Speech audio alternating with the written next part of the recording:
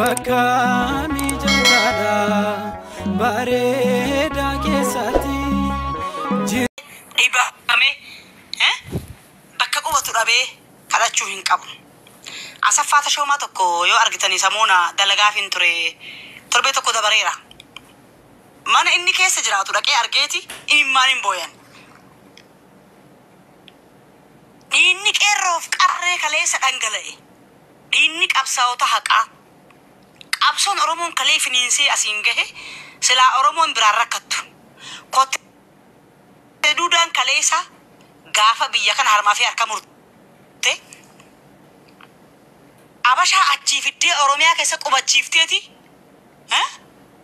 har'as diinagdeedhaan waa hundaan nu caalu dhageeffadha keessummaadha garuu biyya kanaaf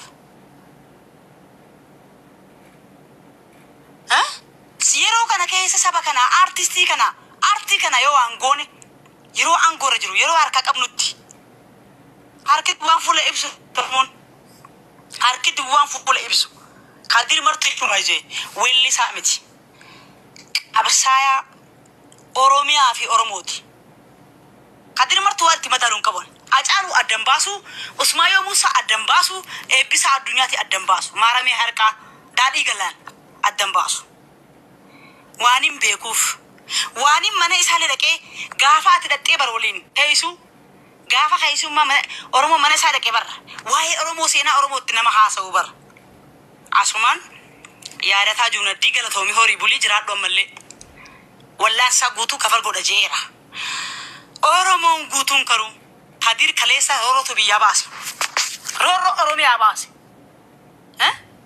biyya deebi'ee manni bitamee fi konkolaataan bitamee fi kadir martu akkuma artistii yookaan warra saba biraatti bashannanee biyya isaa keessa deemaa haa jiraatu biyya oromaatti galee kadir martuu baay'ee oromiyaaf oromoodhaa itti sammuu dhabe yaa oromoo walitti hin ifa dubbiin kenna walitti himnu malee furmaata argatu marrumaan afaan qaba mura afaan godhata oromoon marrumaan afaan qaba jennaan yoo murta afaan godhata itti oromoon kanaaf please oromo maqaa warri kote duudhaa wal waamu inni Gondarii fi Gojjam Bahar Dar jiru amaara ofiin jedha oromoon immoo maqaa lafaati wal waamti jimmi maqaa lafaati wallaggi maqaa lafaati an oromoodha oromiyaadha intala abbaa gadaatti intala oromtichaatani intala hayoo meetootani hortee ishiiti kadir sila har'a hin kadhatamuufi wanti kadiriif akka kadhatamu godhee maalinni kadir artistii arras borus iftaan illee bille hin dhalatu hin guddatus acaalu usmaayo musa eebbisa addunyaa deebisnee argannu akkuma laayik fakkeenyaaf qabsaa'onni kaleessaa oromiyaaf oromoodha jecha abishee garbaa himee fixuun waaqa guutuu taaddee osoo oromiyaa oromoo jedhanu lubbuu isaanii qaalii kaffalanii lafee isaanii daakuu godhanii asin dhugaan erga as geennee booda garuu maqaa isaaniitiin jiraanneeti nuti immoo haadha tokkummaa dhabnee tokkummaa dhabuutu aartii oromoon akka kadhatu bahee godhe anis boba'ee kadha kan biraas akkasuma like hanga aartii oromoo jibbitutti godhe tokkummaa dhabuun kenna wal bira dhaabbachuu waliif gadooduu sangaa barra gaafa achitti qalte dhaqee achi dhaabbataa barra irbuu jaallan kaleessa irraanfanne irbuu qeerroof qarree oromiyaa fi oromoo jecha kaabaa kibbaa bahaalixa oromiyaa guutuu irratti wareegaman daganne maqaa oromiyaatiif oromoodhaati kadir kanatu har'a akka gadi bahee abashaa fuuldura dhaabbatee abashaan yookaan immoo ni arkiti kaaloo ollaa ni kan gubbaa ollaa ni arku ammallee baala gisee taanee baala gisee oromoon nuun jiru gurri harreeffoo mangoone gurri harreeffoo mangoon har'a artistiin oromoo kadhachuu jechuun gadi bahaanii weellisaan oromoo kadhachuu jechuun asaffaa tashooma itti lokkosi gaafa jedhee sirbe kaleessa harallee mucaan kun ciisee bakka inni ciisu dheengadda dhaqee argee gadhiiseeraan waraabee guutuusaa yoo saba keetiin taane aangoon saba keetiin taane maal gatii qaba aangoon biyya keetiin taane maal gatii qaba kadiri Aktiivistii fi aartistii fi tiktokarii Oromoo qofa miti. Mootummaan biyyattis bakkaa fi malatti godhee gaardii akkuma Teedii Afrooti. Waardiyaan taa'ee ulaa isaarratti eegu. Weellisaa Oromootiif isaa eegamu. Jarri ofii qacaratti baay'ee ofiitti godhatti waan beekaniif. Keessan immoo jabeeffadha. Weellisaa keessan, aartistii keessan, jabaa keessan, hayyuu keessan, beekaa keessan tikfadha. Oromoo tokko ta'a. Irbuu kaleessa qeerroo fi qarreen guddoo fi hayyuu ulfa itti dhabdee wareegdee haddee fi waaqoo eebbisaa fi usmaa yoona dhidhi gammadaa itti dhabne tokkummaa san dhiistanii hadha faca'uun keessan akka weellisaa Oromoo kadhatu godhe. Tokkummaa dhabuun keenya. Gurri harra ifoo maangoon isinin jedheera. Harra qaanyiidha. Haa ta'u kana booda furmaanni jiru tokkummaa Oromoo irratti dalagaa. Roobelee Oromoon lafa takka qabdi, biyya takka qabdi.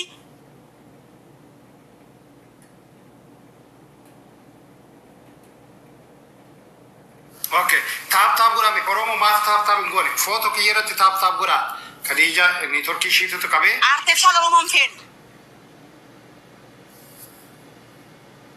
David. Artificial Oromoon barbaannu. Jabaa ofii nyaachaa. Oromiyaan jabaa ofii nyaattu. Oromoo fin taatu. Yoo faloo barbaachise Oromoon bayaa falatu. Faloo ganama uumaa ganamaatti deebi'ee kadhannaa isaa ganama haa kadhatee falatu yoo rakkoon jiraate. Yoo usmii fi qusmiin awwaalamee jiraate. Ni awwaalus ni beena akkatti isaan awwaalan. Warri qotte duudaa kuni ummata Maadaagaskar galanuun jedhu bar. Arrallee maqaa takkaa wal waamu. Nuti garuu maqaa dhibba qabna.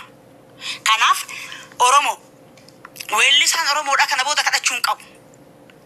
Anaaf jaarmaya guddaa biyya alaa biyya keessatti gadhaaba. Waldaa aartii Oromoo guddoo gadhaaba. Akkuma isaan Itoophiyaa jedhanii qaban kana kennallee gadi dhaaba alaa keessatti. Kana booda bahee weellisaan Oromoo akkan kadhanne afaanii fi aadaa saba kanaatiif ummata kanaaf jiraate. Kanaaf har'a silaa carraan Kadir akkas ta'uun qabu ture. Haa ta'uuti saba bal'aa qabaa ummataa jiraachuu fi paartiin ni kufa. Artiin jiraataadha. Artiin hawaasaati. Artiin ka ummataati. Afaanii fi aadaa saba isaa hojjeta waan ta'eef. Rakkoo ummata isaa hojjeta waan ta'eef. Saba bal'aa qabuuf duuba. Kanaaf yoo dandeessan ta'e seenaan kun jijjiiramu. Seenaan kun jijjiiramee artistoota Oromoo akkuma kalliisa halloo daawwee gaafa siin du'aa kaatu mana bitanii fi bara. Isiin garuu kaleessa maal jettee sirbite?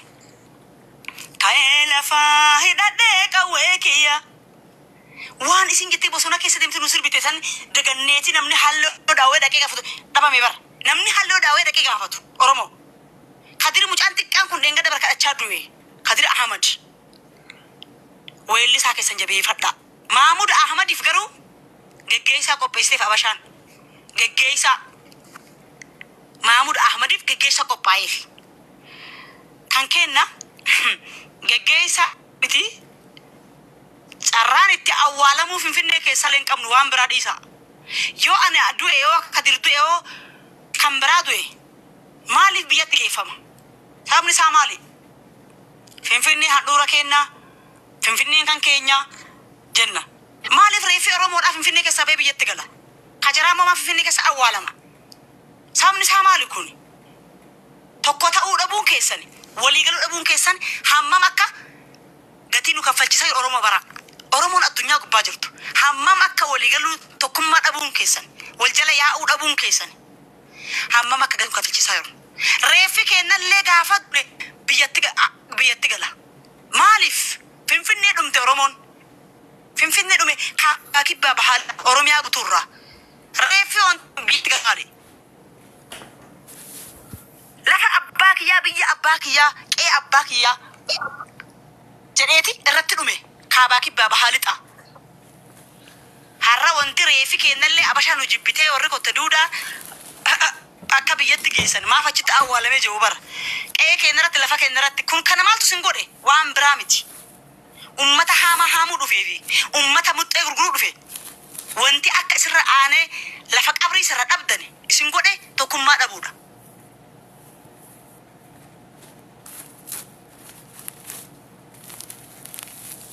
legal tani ma kuma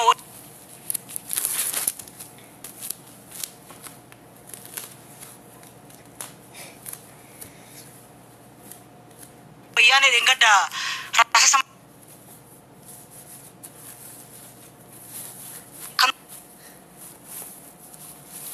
mancha welistu yaji bat te urge sabar oromia oromo af male ennu findune bar sitti debina kadija gadi yo disani naman disi gadi boyni to sitti debina kadija ji yechun qabso qero keessatti baldinan kanaf sena ke sejira jabdu sirba aada oromo le aada oromo tani balai qabna jette sirbitille oreda qafamiti gafa wayane chapste biya kana galtu gafa wayane kaaste qero oromo fqare oromo tanki male warane male qero fqaren kaasto thank you qero sindaganne irre ketine farkanne je sirbera thank you qero sindaganne irre ketine farkanne je qero sirbera harra qero fqare biya kana jijirima fidani okay oromo kamarache kadir dubamemiti kadir kadir miti robileko avachu gadi busu fi dura isa gafachu kamna kadir gadin busin kadir martu kanjeru kum borufu nama bira fakkenya ta gafi gafadda sababni ni makasat bad please kadir martu anjatu kuni miti ke kafat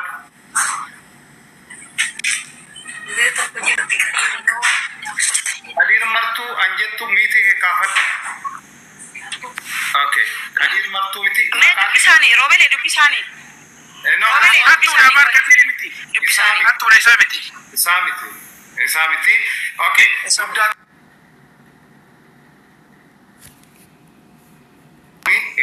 amadi labe tu kubata garbu jara tu kubata turmu argen jira wana so woligal tani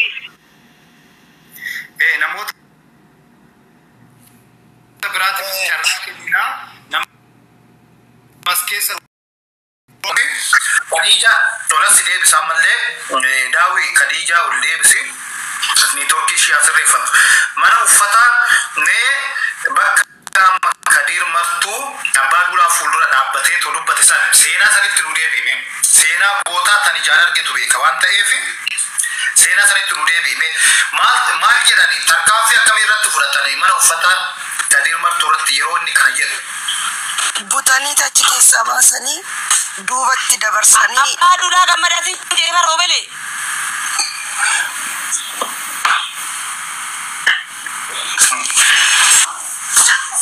Khadija ko sagalen ke tikon rakko network ya ta umbeno agama anjiro gifti ko sia tokko mute godadoti mana ufata te dubbata mana ufata sena sanira dubbatu Khadija ni turki ke sirifal do sibebisna okay mana ufata te fufi saboda kuta wartajira fudani to achi fudani laf arkisati alatti gadi wasani irrebu yero rebanille hinni jalatanis jibbetanis arras borus dues jirades ani uwoboda edetiya nuti yerosan kan kenya bakanne bane kan kenya dabbanne salalle boa turre boda dallasan keessa nu basani bakka ufata hunda ofirratti tatarsaase ijjisaa kun barbarree fakkaate bakka ufuun beeku tureeni yaa immarrata waan inni jedhu argite bakka jechoonni inni jedhu ani du'aan koos jiraan koos woboodhaan yoomiyyuu abawoodha kan bakka jecha kana bichaa jedheeti hiyya kana bichaa miti roobale yeroo tokko immoo irreecha irratti hoteela warquu biqilaatti oggaadhaan shukrii jamaalillee jira artistoota hedduu jira zariun wadaajoo anaka doktor artist Ali Birrafa anaka kabajama artisti keenya Qamar Yusuf artistoota hedduutu ture akka carraa ta'ee abbaan biyya Oromoodha kan jedhu Shukriin yaada tanatti fakkaata. Tishartii san maxxansee deemee ani hidhame achitti Bishooftutti hidhamnaan isaantu dhufee na baase. Abbaan Shumbee faa hin jiru artistoota hedduutu achi ture. Amma gaafa sanii bakka jechoota inni stage sanirratti dhaabbatee tishartii ani jarri na harkaa fudhatanii akka hin gurgurre sanillee na godhan ana harkaa fuudhee huffate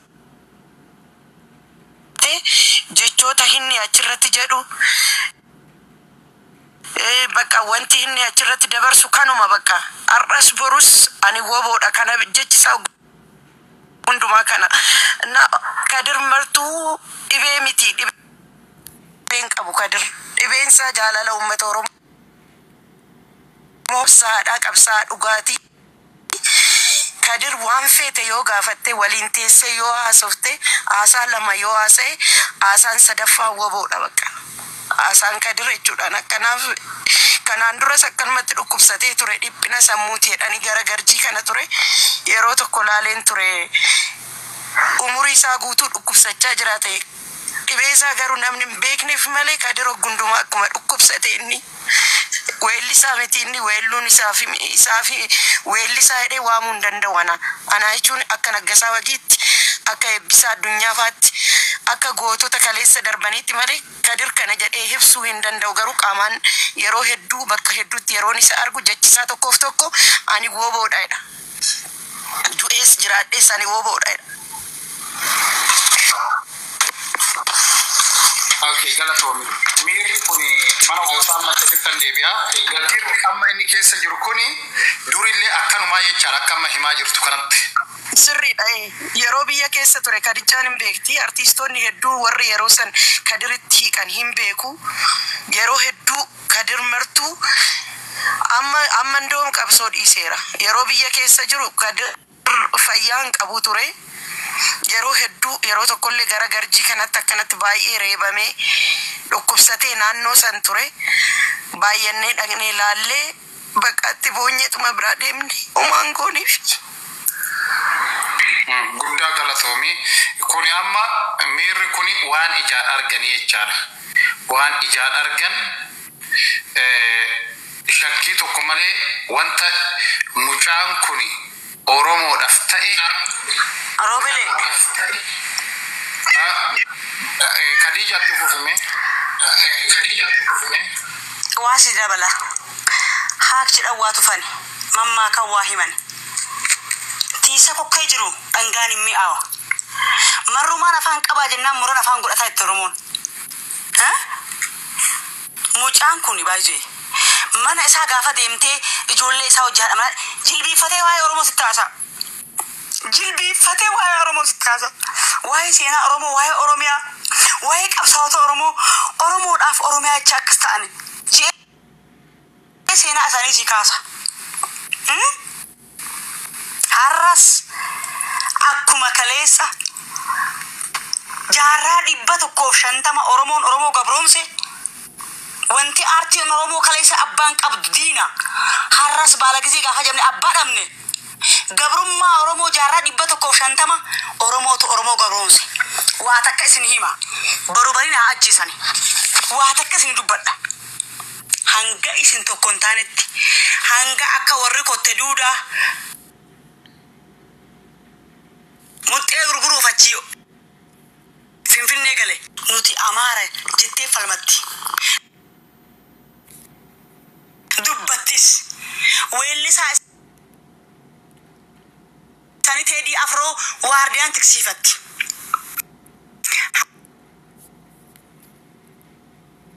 Addee Baruusan akka waaqa oguutu akka Abishee Garbaa akka Nadhii Gammadaa akka Usmaayyoo Muusaa akka Eebbisaa Addunyaa biyyaa fi biyyoota irratti sabaa fi aanaa koo keessatti haqa falmachuudha murtiin yoo isin Oromiyaa tanaaf akka kaleessa lafee daakuu godhanii nutti kennan yoo tokkummaan hin dhufne yoo waliigaltee wal jala yaa'uun ganda keessa qabalee keessa bahu baane an Oromoodha ilma abbaa gadaa intala abbaa gadaa hortee hayoomeetoo boorana bareentu yoo waliin jenne rakkoon oromoo ganaa hammaatti dhagaa ammallee rakkoo aartii qofa miti akkuma qeerroof qarra meeqa haadhaaf abbaa fuulduratti gombisaa jiran ganaa of dhabdusin yoo tokkon taane mucaan kuni roorroo jibbiinsa asii ka'ee Kadir Martuu jechuun biyya ormaa bahee